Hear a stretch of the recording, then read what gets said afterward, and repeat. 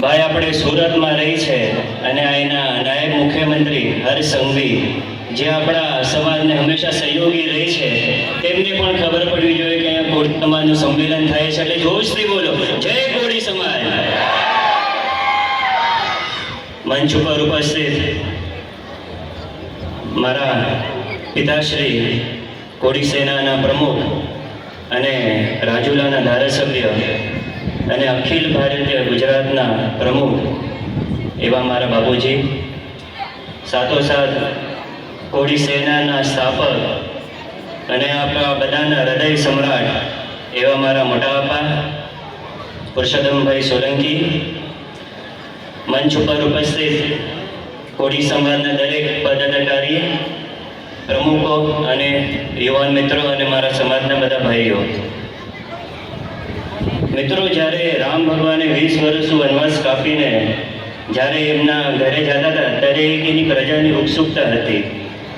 એવી જ ઉત્સુકતા જ્યારે મોટા બાપા અને મારા બાપુજી પ્રથમ વખત ઇલેક્શન જીતા ને, એવી જ ઉત્સુકતા આપણા કોળી સમાજમાં હતી. મિત્રો, આ મને યાદ છે.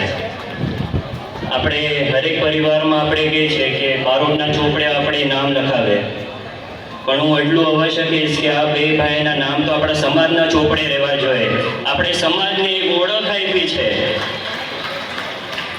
અને આપણે ખ્યાલ હશે કે મારા મોટા બાપા જ્યારે ચાલુ મંત્રી હતા અને એ એક રાજીનામું આપ્યું હતું ચાંદની પ્રકરણમાં, અને સાથોસાથ મારા બાપુજી જે અક્ષરધામમાં એની ખુદની રિવોલ્વર લઈને જાનની ફિકર ના કરીને અંદર વયા ગયા, એવા મરદના દીકરા આપણા સમાજમાં એ જોઈએ અને દેશમાં એ જોઈએ. મિત્રો, આપણો સમાજ એક અંધકારમાં રહેતો હતો અને આપણે આજે તેમની એક નવી સુરતની કિરણ જે મારા બાપુજી અને મારા મોટા બાપાએ બતાવી છે.